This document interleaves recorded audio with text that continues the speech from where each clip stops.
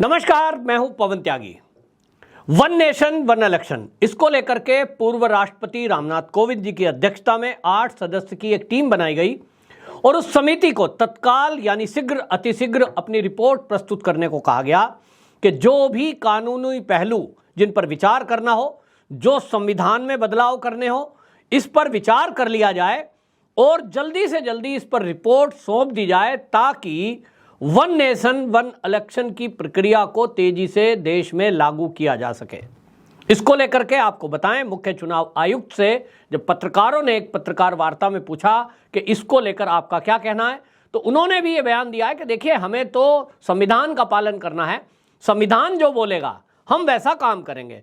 आज के समय में संविधान में यह लिखा है कि जब चुनाव है वो 5 साल की प्रक्रिया पूरी करता है, विधानसभा हो चाहे लोकसभा, तो हम 5 साल के 6 महीने पहले वो तैयारियां शुरू कर देते हैं।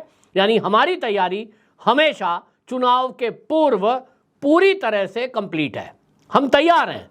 लेकिन उन्होंने कहा कि यदि पहले ये वन नेशन वन इलेक्शन की बात जो चल रही है, इसको लेकर उन्होंने कहा कि कुछ ईवीएम वगैरह की जरूरत पड़ेगी, उसको समय रहते कर लिया जाएगा। यानी एक तरह से मुख्य चुनाव आयुक्त ने यह इशारा कर दिया कि यदि सरकार इस पर कोई कानून जल्दी से जल्दी बना देती है, तो क्योंकि अभी लोकसभा चुनाव में 1 साल बचा हुआ है, चुनाव आयोग के पास ये समय है। अब इससे एक अंदाजा लग रहा है कि जिस तरह से ये तेजी से काम चल रहा है, जिस तरह से ये जो कमेटी बनाई गई है मीटिंग शुरू कर रही है, और मीटिंग के बाद अब आप देखेंगे कि इस पर जो मीटिंग है इसमें रामनाथ कोविंद जी खुद कानून के जानकार हैं, बहुत लंबे समय तक उन्होंने वकालत की है। और इसी में आपको बताएं, कानून मंत्री को भी विशेष रूप से एक इसमें शामिल किया गया है, विशेष सदस्य के तौर पर अर्जुन राम मेघवाल जी। इसी में आपको बताएं, जो लोग कहते हैं कि साहब इसमें चुनाव आयोग या चुनाव से जुड़ी हुई बारीकियों को समझने के लिए कोई व्यक्ति होना चाहिए, तो पूर्व सीवीसी संजय कोठारी को इसमें शामिल किया गया है। पूर्व जो राज्यसभा के सदस्य रहे और विपक्ष के नेता रहे गुलाम नबी आज़ाद, उनको शामिल किया गया है। और इसी में 15वें वित्त आयोग के अध्यक्ष एनके सिंह को इसमें शामिल किया गया है। लेकिन आपको बताएं कि इसमें अधीर रंजन चौधरी को भी इसलिए शामिल किया गया था क्योंकि अधीर रंजन चौधरी चुनावी प्रक्रिया से होकर आए हैं और वो जो हमारे देश की लोकसभा है उसके सदस्य हैं, विपक्ष के नेता हैं। लेकिन उन्होंने इसमें शामिल होने को मना कर दिया। क्यों मना कर दिया? ऑफिशियली तो उन्होंने यही कहा है कि भाई इसमें मल्लिकार्जुन खड़गे को नहीं लिया गया, राज्यसभा के वो विपक्ष के नेता हैं, इसलिए मैं नहीं आ रहा हूं और इसका मुझे पता नहीं है इसमें आप क्या करेंगे, ये धोखा है। इस तरह की बातें बोल दी। अंदर की खबरें ये आ रही हैं कि सोनिया गांधी ने उनको मना कर दिया है। सोनिया गांधी के मना करने के कारण से उन्होंने मना कर दिया क्योंकि गुलाम नबी आज़ाद वहां बैठे हैं। और एक बात, कांग्रेस को लगता है कि देश में अगर कोई भी पॉजिटिव चीज हो गई और उसमें कांग्रेस का सहयोग आ गया तो ये तो उनके नियमों के विरुद्ध हो जाएगा। आप देखिए कि जब से मोदी सरकार बनी है, देश हित के जितने भी मुद्दे हैं टोटल उठा के देख लीजिए, वहां आपको कांग्रेस विरोध में खड़ी नजर आएगी। अब ये कांग्रेस का काम करने का तरीका कहें या कांग्रेस का दुर्भाग्य कहें कि उनको ये समझ में नहीं आ रहा कि जहां देश की जनता का मूड है, वो देश की जनता अब समझदार है। अब आपके मीडिया से वो मैनेज नहीं होती, अब वो खुद की बुद्धि लगाती है। अब सोशल मीडिया प्लेटफॉर्म है जो लोगों तक मैसेज पहुंचाता है। देश की आम जनता क्या कह रही है, ये कांग्रेस हमेशा समझने में विफल रही है। और आप ये देखें कि कांग्रेस ने जब सीए का मुद्दा आया तो विरोध में खड़ी दिखाई दी, एनआरसी लागू करने की बात हुई तो उसके विरोध में खड़ी हो गई, 3 कृषि बिल आए उनके विरोध में खड़ी हो गई। अभी आप देख लीजिए, वन नेशन वन इलेक्शन की बात चल रही है तो विरोध में है। और हमारे देश का नाम हम सब भारत पुकारें, इंडिया नाम अंग्रेजों का दिया हुआ है। अभी इस पर सरकार का ऑफिशियल बयान नहीं है। मोदी जी ने, किसी मंत्री ने ये नहीं कहा है कि हम इस देश में इंडिया नाम मिटा रहे हैं। और हमारा नोट है या हमारी सेना है, उन सब में इंडिया भी है तो भारत भी है। भारतीय रिजर्व बैंक, आप अपनी जेब में नोट रखा होगा, पैसा रुपया निकाल के देखो, भारतीय reserve bank, reserve bank of India, दोनों शब्द लिखे हैं। इंडियन आर्मी, भारतीय सेना, दोनों शब्द हैं। तो मेरी मर्जी है मैं किस शब्द से पुकारता हूं। तो हमारे देश की राष्ट्रपति जो हैं उन्होंने एक निमंत्रण भेजा और उस पर लिख दिया प्रेसिडेंट ऑफ भारत। फिर क्या दिक्कत है भाई आपको? आप कह रहे हो साहब भारत नहीं इंडिया होना चाहिए, ये तो देश का नाम बदल रहे हैं। ये वही विपक्षी पार्टी के नेता हैं जो अभी कुछ ही दिनों पहले जब संगोल की स्थापना हुई थी नई संसद में और मोदी जी वहां यज्ञ हवन करा रहे थे, मंत्रोच्चारण जब हो रहा था, तो ये कह रहे थे द्रौपदी मुर्मू जी को नहीं बुलाया, एक जो आदिवासी समाज से महिला आती है उसका अपमान कर दिया, ये सारे बोल रहे थे। आज ये अपमान नहीं कर रहे। आपको देश की राष्ट्रपति ने भोज पर बुलाया है, G20 सम्मेलन देश में हो रहा है, उन नेताओं के साथ आपको बैठने का अवसर दिया है और आप उन राष्ट्रपति के उस निमंत्रण का अपमान कर रहे हैं।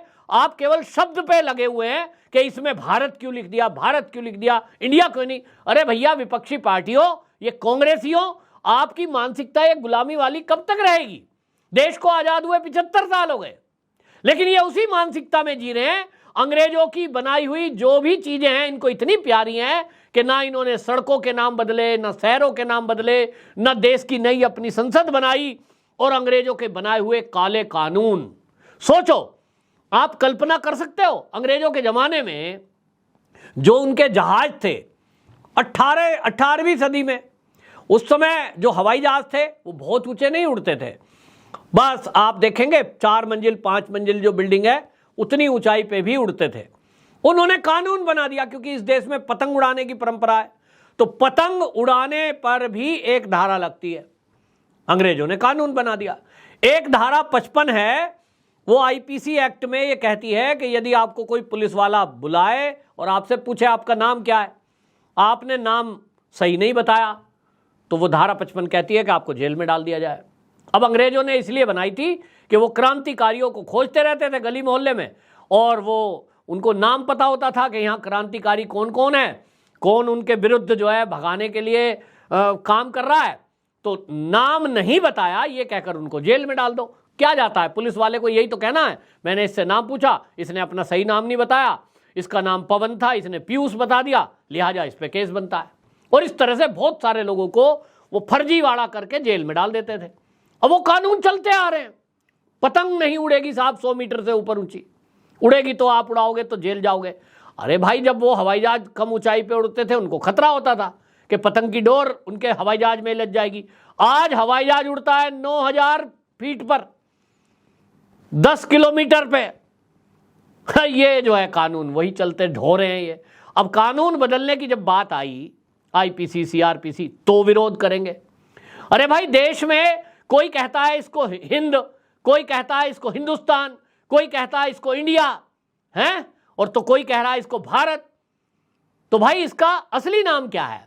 हमारे देश का पुरातन नाम उठा के देखो। हमारे यहां पंडित जी जब भी पूजा करते हैं, जो वेदों में लिखा है भरत खंडे, भरत खंडे से पहचान है। कब से है? वो अरबों साल से, आज की नहीं है। 1-1.5 अरब साल पहले जब कभी वेद अस्तित्व में आए, और तब से वो चलता आ रहा है। लेकिन नहीं, इनको तो अंग्रेजों का रखा हुआ नाम चाहिए। इसी तरह 1 नेशन 1 इलेक्शन की बात है, वो देश के इतना हित में है कि 60,000 करोड़ रुपए की बचत एक बार के इलेक्शन में है। क्योंकि जब पिछला 2019 का चुनाव हुआ, उस समय चुनाव आयोग के आंकड़े हैं कि 60,000 करोड़ रुपया खर्च हुआ। फिर उसी तरह से विधानसभा के इलेक्शन होंगे तो फिर 60,000 करोड़ होगा। फिर जो है नगर निकाय के होंगे तो 30,000 करोड़ होगा।